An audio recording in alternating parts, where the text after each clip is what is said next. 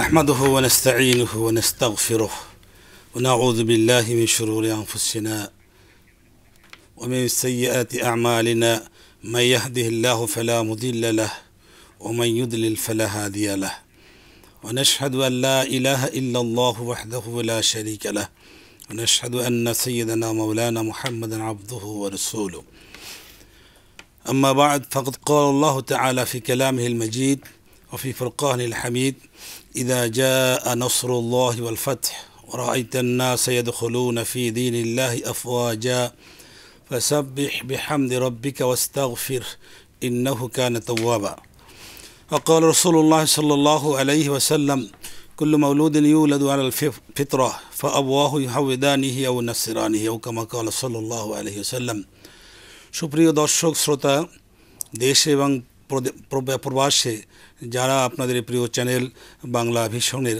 আজকের এই সাপ্তাহিক অনুষ্ঠান ইসলামে প্রাত্যহিক জীবন ইসলাম জিজ্ঞাসা ও জবাবমূলক এই অনুষ্ঠানের যারা যেখান থেকে দেখছেন সকলকে স্বাগতম আমাদের অনুষ্ঠানের জন্য। সম্মানিত শ্রোতা মণ্ডলী, আপনারা জানেন যে সপ্তাহের প্রতি বৃহস্পতিবার এই দিনে আমরা আপনাদের সামনে গুরুত্বপূর্ণ একটি ইসলামিক বিষয় নিয়ে আলোচনার জন্য, সেটি কখনো সমসাময়িক প্রাসঙ্গিক গুরুত্বপূর্ণ অথবা জীবন ঘনিষ্ঠ কোনো গুরুত্বপূর্ণ বিষয় নিয়ে আমরা আলোচনার জন্য আপনাদের সামনে আসি এবং এক্ষেত্রে দেশের বরেণ্য দুজন খ্যাতিমান ইসলামিক স্কলারদেরকে আমাদের স্টুডিওতে আমন্ত্রণ করে নিয়ে আসি, যারা আপনাদের গুরুত্বপূর্ণ বিষয়ে আলোচনা করেন এবং আপনাদের বিভিন্ন জিজ্ঞাসার জবাব দেন।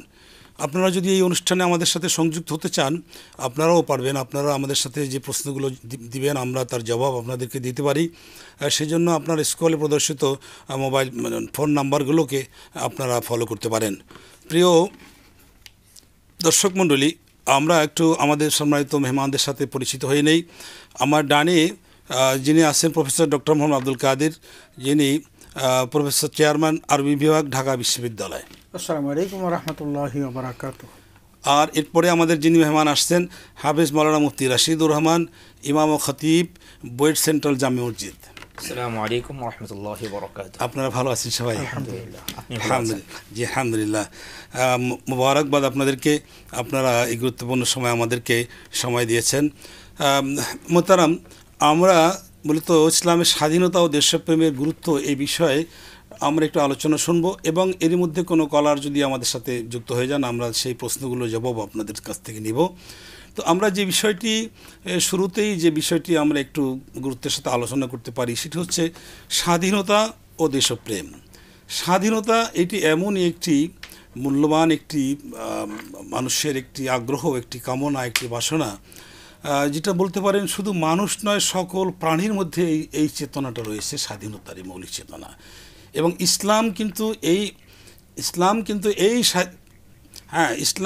এই স্বাধীনতাকে খুবই গুরুত্ব দিয়ে থাকে এবং সে কারণে আমরা লক্ষ্য করলাম যে আল্লাহ রাব্বুল আলামিন আমাদের সকল প্রাণীকে, শুধু মানুষ নয় সকল প্রাণীকে স্বাধীনতার উপরেই মূলত সৃষ্টি করেছেন। এবং মানুষকে তো বটেই, কুল্লু মাউলুদিন ইউলাদু আলাল ফিতরা যে কথাটি বলা হয়েছে, সকল মানুষকে, সকল সন্তানকে স্বাধীনতার উপরে, স্বাভাবিক অবস্থার উপরে, ফিতরাতের উপরে তৈরি করা হয়েছে। কিন্তু মানুষ কখনো কখনো এটা পরাধীনতায় চলে যায় এবং পরাধীনতার এই বিষাদ এটা এত কঠিনতর যে মানুষটা সহ্য করতে পারে না।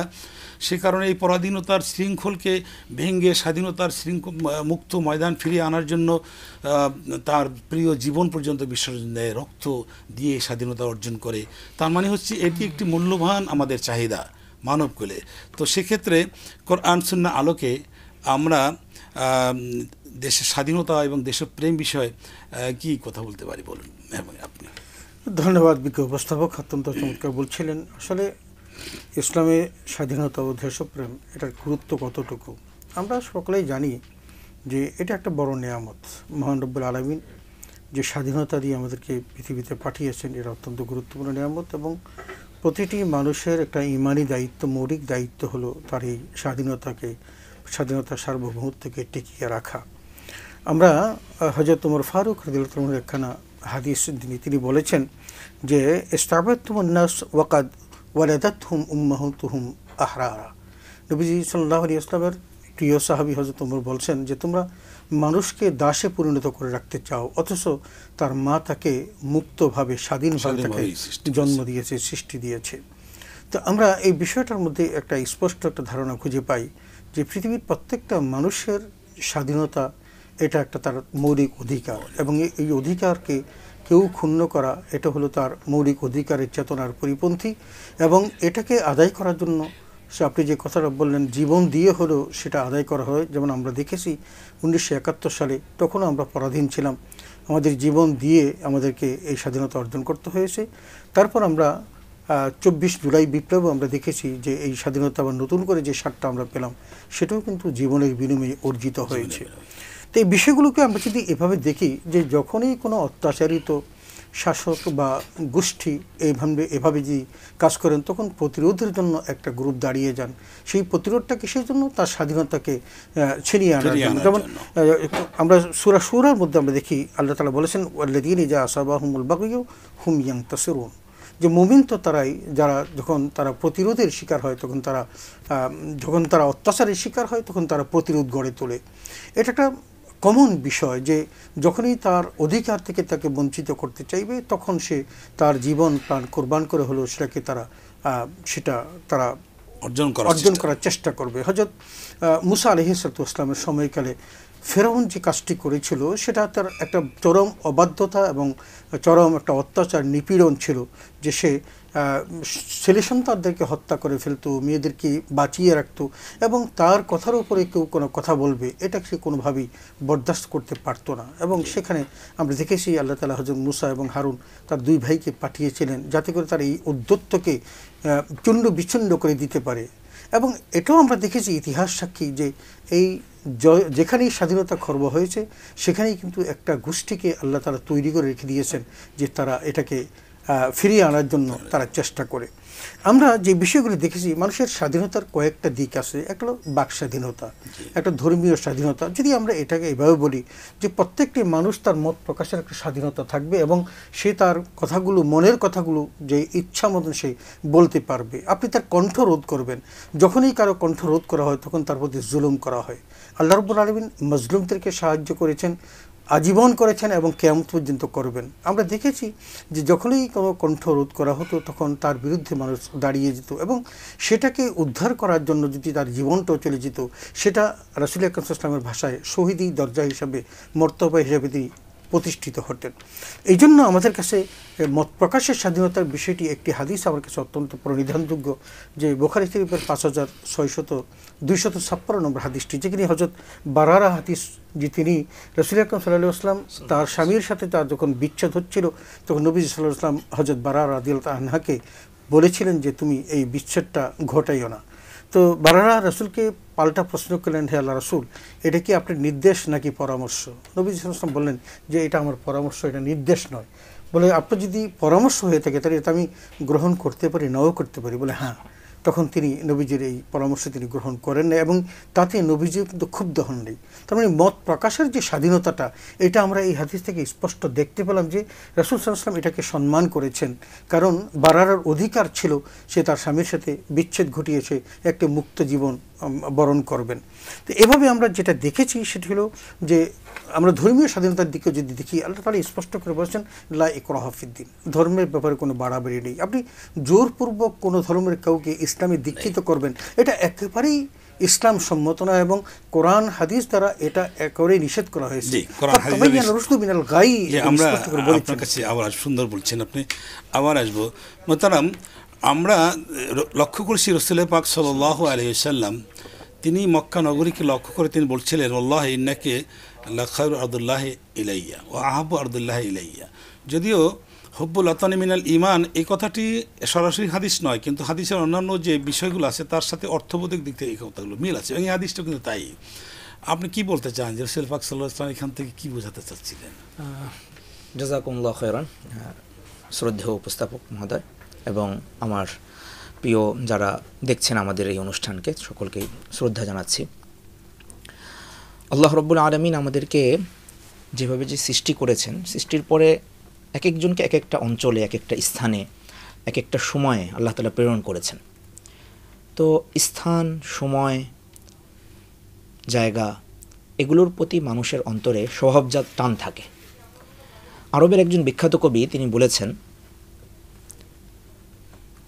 একজন যুবক কত জায়গা সে যেতে থাকে কাম মিন মানজিলিন ইয়ালাফুহুল ফাদা, একজন মানুষকে কত জায়গা বারবার যেতে হয়। ওয়া হানিনুহু আবাদান লিআউয়ালি মানজিলিহি, কিন্তু তার মনের টান সবসময় প্রথম জায়গাটার প্রতি থাকে। তো যেটা আমার মাতৃভূমি, যেখানে আমি জন্মগ্রহণ করেছি, যেখানে আমি শৈশব কাটিয়েছি, সেটার প্রতি ভালোবাসা মহব্বত থাকবে, এটাই চিরাচরিত নিয়ম এবং এটাই ফিতরাতের তাকাজা, এটাই প্রকৃতি বলে। রাসূল করিম সাল্লাল্লাহু আলাইহি ওয়াসাল্লাম তিনি মক্কাতে জন্মগ্রহণ করেছেন। প্রথমে কয়েক বছর তিনি দুধ পান করার জন্য তায়েফে গিয়েছেন। তায়েফ থেকে আবার তিনি ফিরে এসে মক্কাতেই প্রায় 53 বছরের মতন সময় তিনি অতিবাহিত করেছেন। যখন তিনি মক্কাতুল মুকাররমা থেকে বের হয়ে মদিনা মুনাওয়ারার উদ্দেশ্যে ছুটছেন, যাচ্ছেন, হিজরত করে যাচ্ছেন, বাধ্য হয়েছিলেন, তো তখন তিনি কাবাকে লক্ষ্য করে বলছিলেন, শেখ যে কথাটি আপনি বললেন, ওয়াল্লাহ মা আতিয়াবাক ওয়া মা আতিয়াবার রিহুক, তুমি কতই না মহান, তোমার ঘ্রাণ কতই না মাধুর্যময়, কতই না তুমি সুন্দর জায়গা। লাউলা আখরাজাত নি কওমুক, তোমার কওম যদি আমাকে আজকে বের না করে দিত, তোমাকে ছেড়ে আমি কখনোই যেতাম না। এরপর রাসূল করিম সাল্লাল্লাহু আলাইহি ওয়াসাল্লাম মদিনা মুনাওয়ারায় যান। মদিনা মুনাওয়ারায় যাওয়ার পর স্বভাবতই এতদিন পর্যন্ত মক্কা মুকাররমায় থেকেছেন, বিলাল রাদিয়াল্লাহু আনহু মক্কা মুকাররমায় থেকেছেন, আবু বকর মক্কা মুকাররমায় থেকেছেন। তো মদিনা মুনাওয়ারার আবহাওয়া তাদের সাথে ফিট হচ্ছিল না। তো বিলাল রাদিয়াল্লাহু আনহু তখন কবিতা বলছিলেন যে কুল্লু মরিইম মুসাব্বাহুন ফি আহলিহি, সবাই তো তার নিজের পরিবারে সময় কাটায়। ওয়াল মাউতু আদনা মিন শিরাকিন আলিহি, মৃত্যু যেন আমার একেবারে এই জুতোর ফিতার কাছে চলে এসেছে। জ্বরের ইয়াতে তিনি এরকম বলছিলেন। তো রাসূল করিম সাল্লাল্লাহু আলাইহি ওয়াসাল্লাম দোয়া করলেন, হে আল্লাহ, আল্লাহুম্মা হাব্বিব ইলাইনাল মদিনা কাহুব্বিনা ইলা মক্কা, মক্কাকে যেরকম আমরা ভালোবাসতাম, মদিনাকেও যেহেতু এটাকে আমরা আবাসভূমি হিসেবে গ্রহণ করেছি, আমরা ভালোবাসতে পারি। হুজুর সাল্লাল্লাহু আলাইহি ওয়াসাল্লাম এভাবে আল্লাহ তাআলার কাছে দোয়া করেছেন। এমনকি রাসূল করিম সাল্লাল্লাহু আলাইহি ওয়াসাল্লাম যখন কোনো সফর থেকে আসতেন, তো মক্কা মদিনা মুনাওয়ারার যেই যুদরথ, বিভিন্ন ওয়াল, এগুলো দেখা মাত্রই তিনি তার বাহনের স্পিড বাড়িয়ে দিতেন এবং বলতেন, এই তো ওহুদ পাহাড় দেখতে পাচ্ছি, এই তো মদিনার ঘরবাড়ি দেখতে পাচ্ছি, ভিটিমাটি দেখতে পাচ্ছি, এবং বলতেন হাদা জাবাল উহুদ ইউহিব্বুনা ওয়া নুহিব্বু, এই তো ওহুদ পাহাড় চলে এসেছে, একে আমরা ভালোবাসি এবং এখানকার লোকজনও আমাদেরকে ভালোবাসে। তো প্রতিটা স্থানের সাথে, যে স্থানে মানুষ বসবাস করে, যে স্থানে মানুষ উঠা বসা করে, যে স্থানে মানুষ কিছু সময় অতিক্রম করে, সেখানের সাথে একটা ভালোবাসা তৈরি হওয়া, মহব্বত তৈরি হওয়া, এটা স্বভাবজাত বিষয়। এই জন্যই মোহতারাম, আপনি দেখবেন যে কোরআন মাজিদ আল্লাহ সুবহানাহু ওয়া তাআলা কয়েক জায়গায় বলেছেন, কসম করে বলেছেন, লা উকসিমু বিহাযাল বালাদ, আমি কসম করছি এই শহরের। আবার বলছেন ওয়াহাদাল বালাদিল আমিন, সূরা 3 এর শুরুতেই আছে, আমি এই পবিত্র শহরের, এই নিরাপদ শহরের কসম করছি। ইব্রাহিম আলাইহিস সালাতু ওয়াস সালাম সন্তানদেরকে, তার সন্তান ইসমাইল ছোট্ট বাচ্চা, এই ঘটনা তো আলহামদুলিল্লাহ আমরা সবাই জানি, মা হাজারাকে তিনি মক্কা মুকাররমে রেখে আসলেন। তো জানেন যে এটা এখন তাদেরই মাতৃভূমি, আমার স্ত্রীর এবং আমার সন্তানের মাতৃভূমি। তিনি আল্লাহ তাআলার কাছে ফরিয়াদ জানালেন, রব্বি জাআল হাযাল বালাদা আমিনা, হে আল্লাহ, আপনি এই নগরকে নিরাপদ নগরে পরিণত করুন। এবং দোয়া করলেন ওয়ারযুক আহলাহু মিনাত তামারাত, এখানকার যারা লোকজন থাকবে তাদেরকে আপনি ফল মূল যাবতীয় জিনিস দান করুন। রাসূল করিম সাল্লাল্লাহু আলাইহি ওয়াসাল্লাম একই দোয়া মদিনাবাসীদের জন্য করেছিলেন, হে আল্লাহ, মক্কায় তো আমরা অনেক কিছু পেতাম, আল্লাহ তাআলা আপনি বাবা ইব্রাহিমের বদৌলতে আমাদেরকে দান করেছিলেন, এখানেও আপনি আমাদেরকে ফলমূল দান করুন এবং মক্কায় আমাদেরকে যেরকম বারাকাহ দান করেছিলেন, মদিনায় তার দ্বিগুণ বারাকাহ আপনি দান করুন।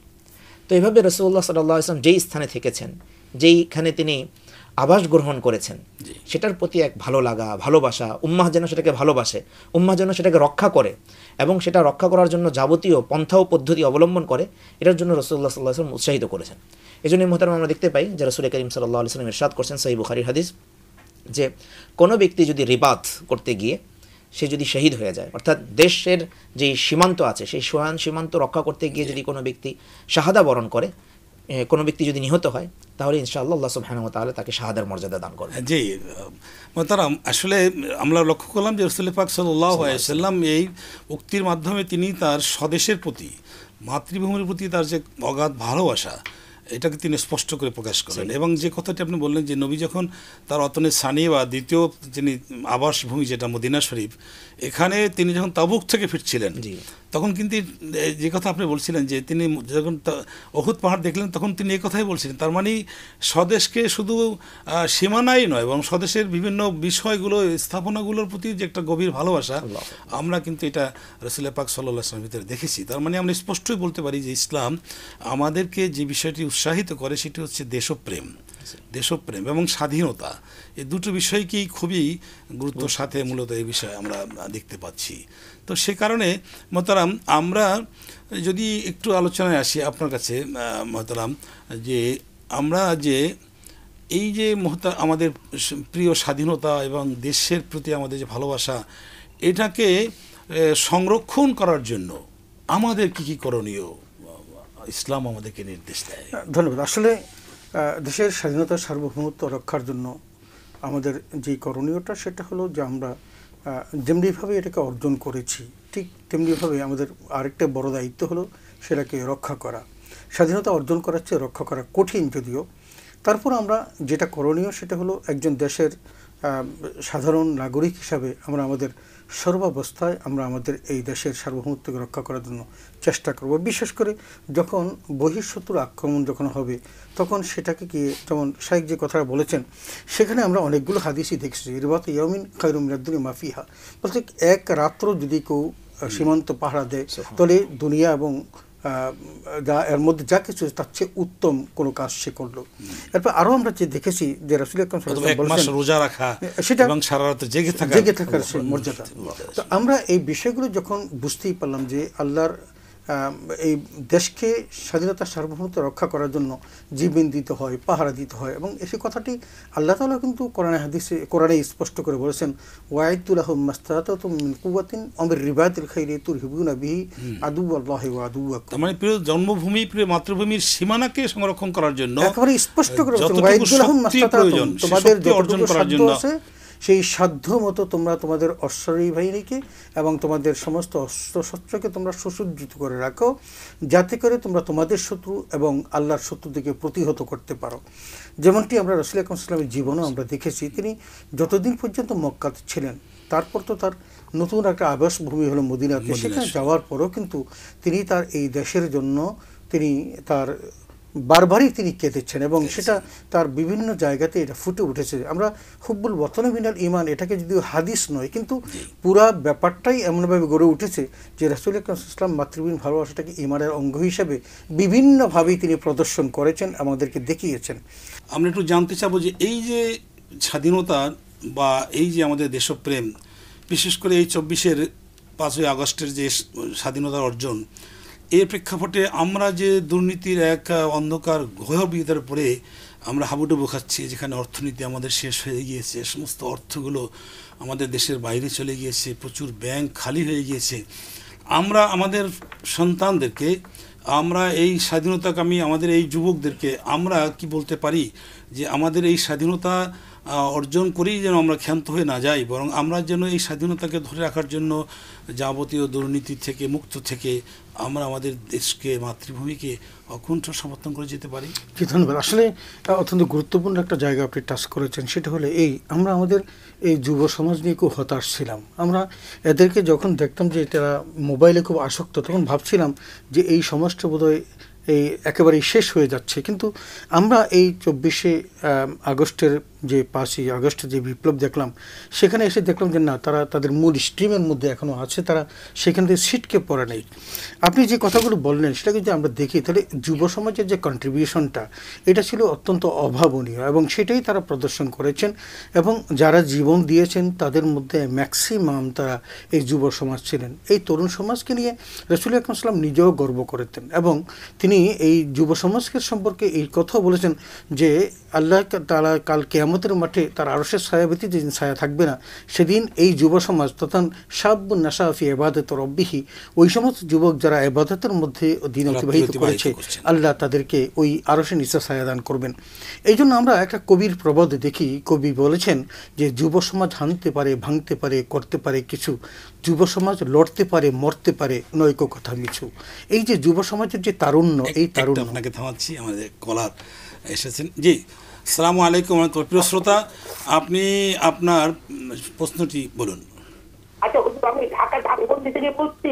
জি জি জি, বলুন। আমি বলছিলাম তবলিগ জামাতের ভাইদের অনেক ভালো গুণ আছে, তারপরে সংঘর্ষ হলো কেন? এটার কারণ হলো ওনারা নীতি, নৈতিকতা, আদর্শের উপরে কোনো গুরুত্ব দেয় না, শুধুমাত্র কিছু উন্নত কিছু নকলের উপরে গুরুত্ব দেয় বেশি। এই জন্যই সংঘর্ষ হয়েছে, তাদের উপরে আদর্শের উপরে গুরুত্ব জি দেয় না। শ্রোতা, জি ভাই, আমরা আপনার প্রশ্ন বুঝেছি। যে আমরা আপনার প্রশ্ন বুঝেছি। আমাদের সম্মানিত মেহমানদের কাছ থেকে আমরা এই বিষয় শুনবো। শুনলেনি যে আসলে এই বিষয়টি এখন প্রতিটি জ্ঞানী মানুষ, প্রতিটি যারা দেশ নিয়ে ভাবে, যারা ধর্ম নিয়ে ভাবে, ইসলাম নিয়ে ভাবে, তাদের প্রত্যেকে একই কোশ্চেন যে আমরা যে একেবারে সম্পূর্ণ রাজনীতি মুক্ত, দলাদলি মুক্ত একটি প্ল্যাটফর্ম, যেখান থেকে আল্লাহ রাহে মানুষকে উৎসাহিত করার জন্য, নামাজে অনুপ্রাণিত করার জন্য যেই জামাতটি পরিচালিত, এটার মধ্যে এখন ইদানিং আমরা কয়েক বছর থেকে দেখছি, এবং ইদানিং তো খুব বেশি আকারে দেখছি, এটা আসলে সকলেই জানতে চান যে কেন এই নাশকতাটা হচ্ছে, কি কারণে, এবং কেউ কেউ বিভিন্ন কারণও বলেছেন। যে আমরা একটা প্রশ্ন নিয়ে আমরা আপনার সাথে যাব। জি জি, প্রিয় শ্রোতা, সালাম আলাইকুম। আপনি নাম বলে আপনার প্রশ্ন বলুন। আসসালামু আলাইকুম হুজুর। ওয়ালাইকুম আসসালাম রহমতুল্লাহ। আমি মাসুম, কুমিল্লা ধর্মপুর থেকে। জি মাসুম ভাই। আমার দুটি প্রশ্ন। প্রথম প্রশ্ন হলো যে 4 রাকাত নামাজে দ্বিতীয় রাকাতের বৈঠকে যদি ভুলবশত আত্তাহিয়াতুর পরে দুরূদ শরীফ ভুলে পড়লে 4 রাকাতের পরে কি সহিহ সাজদা দিতে হবে কিনা? আর দ্বিতীয় প্রশ্ন হলো দলিল কোরআন থেকে সূরা আহজাব আয়াত নম্বর 58 অধ্যায় 33 আয়াতে কোরআন বলতেছে, যারা মুমিন পুরুষ ও মহিলাদেরকে কষ্ট দেয় তারা মিথ্যা অপবাদ ও পাপের বোঝা বহন করে। যারা মুমিন পুরুষ ও মহিলাদের কষ্ট দেয় তারা মিথ্যা অপবাদ ও পাপের বোঝা বহন করে। এর মানে কি? কোরআন কি বলতেছে আমাদেরকে? জি ধন্যবাদ শ্রোতা, অপেক্ষা করুন, আমরা আপনার এই গুরুত্বপূর্ণ জিজ্ঞাসার জবাব আমরা দিব। জি বলুন মোহতারাম, আমরা প্রথম যে প্রশ্নটি আপনাকে জানিয়েছিলাম একটু, জি আপনি বলুন। জি ধন্যবাদ। আসলে বিভেদের কথাগুলো যে আসছে, বারবারই বিভেদের কথা আসছে, আসলে বিভেদের বিষয়টা আল্লাহ তাআলা তো কোরআনে স্পষ্ট করে বলেছিলেন আমাদেরকে, ওয়াতাসিমু বিহাবলিল্লাহি জামিআন ওয়া লা তাফাররাকু।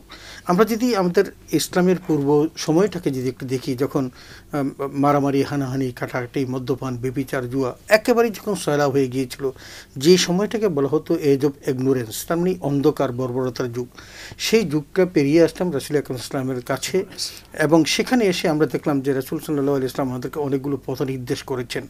এবং এই বিভেদ যখন তখনও দেখা দিয়েছিল, তখন কিন্তু সাবধান করেছিলেন এই কথা বলে যে তোমরা আল্লাহর রজ্জুকে দৃঢ়ভাবে আঁকড়িয়ে ধরো। ইয কুনতুম আ'দাআন ফাআল্লাফা বাইনা কুলুবিকুম ফাসবাহতুম বিনি'মাতিহি ইখওয়ানা, যে তোমরা পরস্পরের দুশমন ছিলে, শত্রু ছিলে, আল্লাহ তার নেয়ামতে তোমাদেরকে আবার কি করেছেন, ভালোবাসা উজ্জীবিত করেছেন, অতএব তোমরা এই নেয়ামতকে ধারণ করো। আসলে সর্বাবস্থায় কিন্তু আমাদের পিছনে সবচেয়ে বড় যে শত্রু, সে হলো আমাদের প্রকাশ্য দুশমন শয়তান। সে সবসময় আমাদেরকে এই ঐক্যের বিভাজন তৈরি করার জন্য আমাদেরকে লেগে থাকে। যেমন সাম্প্রতিককাল, হ্যাঁ আমরা সাম্প্রতিককালও সেটার একটা বহিঃপ্রকাশ দেখেছি। আমরা সেখানে দেখেছি যে যারা এই ঐক্যের কথাগুলো বলেন তাদের মধ্যেই অনৈক্য। এই যে অনৈক্যটা, এই অনৈক্যের পিছনে সবচেয়ে বড় মহিষশক্তি হলো এই শয়তানের প্রবঞ্চনা। আমরা যদি এটার মধ্যে বরকরার থাকতে পারতাম এবং আল্লাহ রাসূলের বিধান মোতাবেক থাকতে পারতাম, তাহলে কিন্তু আমার মনে হয় এই অনৈক্যটা থাকার। ধন্যবাদ সম্মানিত মোহতারাম। আসলে বিষয়টি একটি গভীর ষড়যন্ত্রের মধ্যে নিপজিত হয়েছে, এটা আমরা বলতে পারি। আমরা এখানে প্রত্যাশা করব আমাদের এই দেশের এমন একটি সুন্দর প্ল্যাটফর্ম ধর্ম প্রচারের জন্য, ইসলাম প্রচারের জন্য, এই প্ল্যাটফর্মে যারাই আছেন তারা যেন তাদের বিবাদ বিষয়গুলোকে কোরআন সুন্নাহর আলোকে নিষ্পত্তি করে, এবং আমরা এখানে তৃতীয় পক্ষ আরেকটা ইন্ধন জুগিয়ে তাদের এই আগুনটাকে আরও বাড়িয়ে না দিয়ে আমরা বরং তাদের বিবাদটাকে মিটিয়ে ফেলার জন্য যদি ভূমিকা রাখি, তাহলে সেটি কোরআন সুন্নাহর আলোকে সঠিক একটি সিদ্ধান্ত হবে। মোহতারাম মুফতি রাশিদ রহমান সাহেব, আমি আপনার কাছে আমাদের মাসুম ভাই যে প্রশ্নটি করেছিলেন 4 রাকাত নামাজের যে 3 রাকাতে গিয়ে উনি যে ভুলটা করলেন, এটার তালাফিটা কিভাবে তিনি করতে পারেন? মাসুম ভাই বলছিলেন যে দ্বিতীয় রাকাতে উনি 4 রাকাত বিশিষ্ট নামাজের দ্বিতীয় রাকাতে শুধু আত্তাহিয়াত পড়া দরকার ছিল, সেখানে তিনি আত্তাহিয়াতুর পরিবর্তে আত্তাহিয়াতুর পর দুরূদ শরীফেরও কিছু অংশ পড়ে ফেলেছেন। আসলে এক্ষেত্রে মাসআলা হচ্ছে এই যে কোনো ব্যক্তি যদি যতটুকু পড়া দরকার এর অতিরিক্ত পড়ে ফেলেন, আল্লাহুম্মা সাল্লি আলা মুহাম্মদ, এই পরিমাণ যদি হয়ে যায়, তাহলে মুফতিয়ান একরাম বলছেন যে তাকে সাহু সাজদা দিতে হবে, জি চতুর্থ রাকাতে সালামের পর সাহু সাজদা দিতে হবে। জি। আর দ্বিতীয় যে প্রশ্নটি উনি করেছিলেন যে মুমিনদেরকে কষ্ট দেওয়ার যে বিষয়টি কোরআন কারিমে, কোরআন কারিমের সূরা আহজাবের 58 নম্বর আয়াতে তিনি বলছেন ওয়াল্লাযীনা ইউযুনা আল মুমিনিনা ওয়াল মুমিনাতি বিগাইরি মাকতাসাবু ফাকাদ ইহতামালু বুহতানান ওয়া ইসমান মুবিনা। কোনো ব্যক্তি যদি, যে সকল লোকেরা মুমিন নরনারীদেরকে তারা যেটা করে নাই এমন কোনো কাজের কথা বলে তাদেরকে যদি কষ্ট দেয়, একজন মুমিন কোনো খারাপ কাজে লিপ্ত হয়নি, পারস্পরিক কোনো বিবাদে লিপ্ত হয়নি, কিন্তু তাকে বলা হচ্ছে যে সে এই বিবাদে লিপ্ত হয়েছে, অপবাদ জড়িয়ে দেওয়া হচ্ছে বা চারিত্রিক কোনো অপবাদ তার সাথে জুড়ে দেওয়া হচ্ছে, তো আল্লাহ সুবহানাহু ওয়া তাআলা বলেন যে সে তো বিরাট বড় একটা অন্যায় কাজ করলো, অপবাদমূলক একটা কাজ করলো, এর যথাযথ শাস্তি আল্লাহ সুবহানাহু ওয়া তাআলা তাকে দিবেন। জি, আমরা এখন তাহলে আমাদের যে মূল বিষয়টিতে আমরা যে আলোচনা করতেছিলাম, আমরা লক্ষ্য করি যে এই দেশপ্রেম এবং স্বাধীনতার এই যে গভীর একটি আত্মিক একটা বন্ধন, এটি স্বদেশের থেকে অনেকে কম অনুভব করলেও যখন প্রবাসে যাওয়া হয় তখন কিন্তু আমরা এই দেশের প্রতি ভালোবাসাটা আমরা কিন্তু গভীরভাবে উপলব্ধি করি। আমরা সেই যদি আমরা মাইকেল মধুসূদন দত্তর কথাই বলি, তিনি যখন প্রবাসের থেকে তিনি যে দেশের তার গ্রামের সেই নদীটা নিয়ে তিনি কবিতা রচনা করছেন, সতত হে নদ তুমি পরমর মনে, তার মানে দেশের ছোট একটা নদী, একটা খাল বা একটা রাস্তা, একটা খেজুর গাছ, এটা নিয়েও তার অনেক ছন্দ তার হৃদয়ে চলে আসে। এবং আমার কিন্তু তাই দেখলাম যে প্রবাসে এই যে আমাদের এই যে বৈষম্য বিরোধী আন্দোলনটি যেটি দেশে একটি আমাদের স্বাধীনতা নিয়ে এসেছে, এই আন্দোলনে কিন্তু আমরা দেখলাম যে যারা প্রবাসে আছে তারা কিন্তু গভীরভাবে সাপোর্ট দিয়েছিলেন এই আন্দোলন যেন সফলতা লাভ করে। তো সেক্ষেত্রে আসলে আমরা কি বলতে পারি না যে আসলে দেশপ্রেমটা দেশে বসে যতটুকু অনুভব করা যায় তার থেকে প্রবাসে গেলে বোধহয় আরও বেশি অনুভব করা যায়। কি বলেন আপনি প্রফেসর ডক্টর কাদের ভাই? জি, না আসলে এটা চমৎকার কথা বলেছেন। আমরা অনেককেই দেখেছি, যেমন আমরা যারা জুমা পড়াই সেখানে আমাদের নামাজের পরে কিছু লোক এসে আমাদের সাথে তাদের মনের অনুভূতি প্রকাশ করে। সেখানে দেখছি অনেকেই আছেন যারা ইউরোপ কান্ট্রিতে থাকেন, আমেরিকাতে থাকেন, তারা এই দেশে যারা নামাজ পড়তেন না তারা সেখানে কিন্তু নামাজ পড়ে। এই দেশে তারা যতটা না তাদের দেশের প্রতি তার ভালোবাসা মমত্ববোধ ছিল, এটা তারা ওখানে বেশি উজাড় করে দেয়। আপনি যেই কথাটা বললেন, আমাদের রেমিটেন্স যোদ্ধারা যেভাবে এই অভ্যুত্থানে আমাদের সহযোগিতা করেছে, দেশগুলো, আপনি তো প্রথমে যে কথা টান দিয়েছিলেন যে আমাদের ব্যাংকগুলো খালি হয়ে গেছে, সত্যিই তো ব্যাংকগুলো খালি, প্রত্যেকটা ব্যাংকের ট্রানজ্যাকশন বন্ধ হয়ে গেল, কিন্তু এটাকে সচল করার জন্য সবচেয়ে বড় যারা কন্ট্রিবিউট করলো তাহলে আমাদের সেই রেমিটেন্স যোদ্ধারা কন্ট্রিবিউট করলো, এবং তারাই কিন্তু এখন আবার আমাদেরকে ঘুরে দাঁড়ানোর পথটা সুগম করে দিয়েছেন। এটা একটা মাতৃভূমির প্রতি আমরা তাদের জন্য সর্বদা দোয়া করি, সমৃদ্ধি এবং তাদের স্থিতিশীলতার জন্য। আমরা শেষের দিকে চলে এসেছি প্রিয়, আমরা একটু রাশিদুর রহমান ভাই আপনার কাছ থেকে একটু শুনতে চাই যে আমাদের এই দেশপ্রেম এবং স্বাধীনতার জন্য আমরা আমাদের সন্তানদেরকে কিভাবে উদ্বুদ্ধ করতে পারি। শেখ, আমি ওই আপনার প্রশ্নের উত্তর দেওয়ার আগে আরেকটা বিষয় আমি ইঙ্গিত করতে চাই, সেটা হচ্ছে দেশপ্রেম এবং স্বাধীনতার যে বিষয়গুলো আমরা আলোচনা করছি, আমাকে একটা বিষয় মনে রাখতে হবে, ইসলামের স্বাধীনতার যেই কনসেপ্ট দিয়েছে এটা কিন্তু অনেক বিস্তৃত। কবি ইকবালের কথায় খুব চমৎকারভাবে ফুটে উঠেছে, মুসলিম হ্যাঁ হাম ওতন হ্যাঁ সারা জাহাঁ হামারা, আমরা মুসলমান, সারা বিশ্ব জোড়া আমার, ঠিক আছে, যেখানেই মুসলমান ভাই আছেন সেটাই হলো আমার স্থান, সেটাই হলো আমার ভূমি। তো আমাকে যেভাবে আমরা একটা নির্দিষ্ট অঞ্চলের মধ্যে আছি, ভৌগোলিক একটি সীমারেখার মধ্যে আছি, এটাকে অবশ্যই আমরা রক্ষা করার চেষ্টা করব।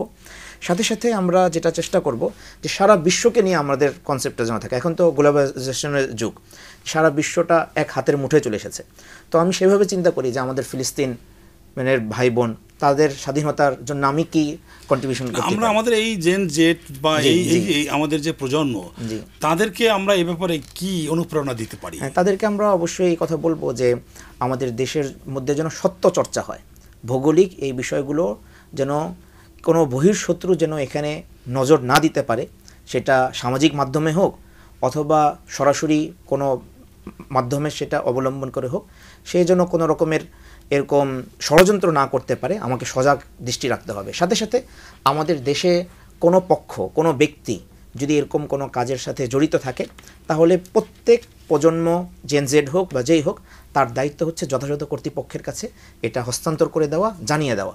কখনোই তার উচিত হবে না যে সে এটাকে লুকিয়ে রাখবে বা এটাকে সে জেনেও না জানার একটা ভান করবে, এবং যত দ্রুত সম্ভব এটাকে সে যথাযথ কর্তৃপক্ষের কাছে জানিয়ে দিবে এবং যথাযথ ব্যবস্থা গ্রহণ করবে। আমাদের ডিপার্টমেন্টের চেয়ারম্যান মহোদয়, আপনি একটু শেষ করবেন 30 সেকেন্ডের মধ্যে এই কথা বলে যে আমরা আমাদের দেশকে ভালোবাসতে গিয়ে আমরা আমাদের দেশে যত নাগরিক রয়েছেন ভিন্ন ধর্মের ভিন্ন ভাষার, আমরা তাদের প্রতি কি আচরণটি করলে আমাদের স্বাধীনতার প্রতি আরও সম্মান প্রদর্শন করা হয়? আসলে যদি ছোট্ট কথাটা বলি, রাসূল আকরাম সাল্লাল্লাহু আলাইহি ওয়াসাল্লাম বলছেন যে জান্নাতের স্বাদ 40 মাইল দূর থেকে পাওয়া যায়, কিন্তু কেউ যদি তার কোনো বিধর্মী অথবা এই দেশে থেকে যিনি থাকছেন তার প্রতি যদি জুলুম করে, তাহলে ওই ব্যক্তি জান্নাতের গন্ধও পাবেন না। তার মানে এতটা গুরুত্ব দিয়েছেন, এবং ওই পরমত সহিষ্ণুতা যেরকম ঠিক পর ধর্মের প্রতিও তেমনি মর্যাদা দেওয়ার জন্য রাসূল আকরাম সাল্লাল্লাহু আলাইহি ওয়াসাল্লাম অনেক হাদিস থেকে। ধন্যবাদ প্রফেসর আব্দুল কাদের সাহেবকে, প্রফেসর রাশিদুলকে। আমরা মূলত আপনাদের কাছ থেকে আরও কিছু সময় কথা শুনলে আরও মূল্যবান কথা শুনতাম, যেহেতু আমরা শেষের দিকে চলে এসেছি।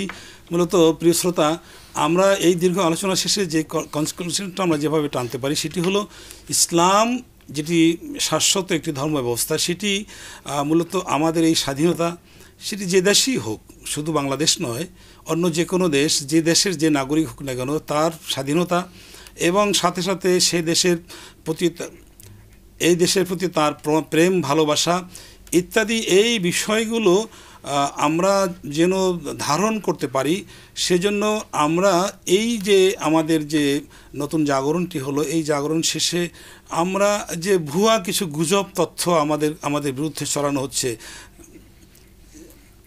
জি, আমরা এই বিষয়ে মূলত যে কথাটি বারবারই আমাদের মনে আসে সেটা হলো যে আমাদের এই স্বাধীনতাকে, এই দেশপ্রেমকে ধারণ করার জন্য আমাদেরকে সকলের প্রতি সমান ভালোবাসার প্রয়োজন।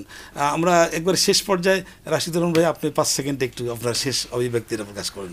শেখ, আমি যেটা বলছি যে ইসলাম আমাদেরকে সংকীর্ণতা থেকে বিস্তৃত জায়গার দিকে নিয়ে আসার জন্য এসেছে এবং স্বাধীনতার প্রকৃত মর্ম দিয়ে আমাদেরকে পাঠিয়েছে। এই স্বাধীনতা রক্ষা হবে যদি আমি নৈতিকতার চর্চা করি, সত্যের চর্চা করি। সত্যের চর্চা যদি না থাকে, জুলুমকে বিনাশ করার জন্য যদি আমি চেষ্টা মেহনত না করি, তাহলে আমি যেখানেই থাকি না কেন সেটা আসলে আমি স্বাধীনতার সুফল ভোগ করতে পারবো না। তো ধন্যবাদ আপনাকেও। মূলত একই কথা, সততা, ন্যায়নিষ্ঠতা, এইগুলোর ব্যাপারে কোনো আপোষ করার কোনো সুযোগ আমাদের এই যেমন ধর্মেও নেই, ঠিক তেমনিভাবে কোনো ধর্মেই নেই আমরা মনে করি। তো প্রিয় শ্রোতা, আমরা আমাদের এই প্রিয় জন্মভূমি, প্রিয় মাতৃভূমির দেশপ্রেমকে ধারণ করি। আমরা এই বিজয়ের এই মহান মাসে আমরা বিজয়ের মহান শহীদদের প্রতি আমরা গভীরভাবে শ্রদ্ধা জানাই, তাদের রুহে মাগফিরাত কামনা করি। সাথে সাথে আমাদের এই বিজয় আগস্টে যারা শাহাদত বরণ করলেন এবং যারা আহত হলেন, সকলের জন্য আমরা আল্লাহ তাআলার কাছে রহমত কামনা করি। বন্ধুগণ, এই আপনাদের এই প্রিয় প্রোগ্রামটি প্রতি সপ্তাহে বৃহস্পতিবারে একই সময় আয়োজিত হয়। ইনশাআল্লাহ তাআলা আশা করি আপনারা আপনাদের এই প্রিয় প্রোগ্রামে আবারও একত্রিত হবেন। আপনাদের মূল্যবান প্রশ্নগুলো এখানে দিয়ে আপনাদের মূল্যবান জ্ঞানী লোকদের কাছ থেকে আপনাদের জবাব নেবেন এবং সঠিক সুন্দর পথে জীবনযাপন করার সুযোগ পাবেন। আসসালামু আলাইকুম ওয়া রাহমাতুল্লাহ।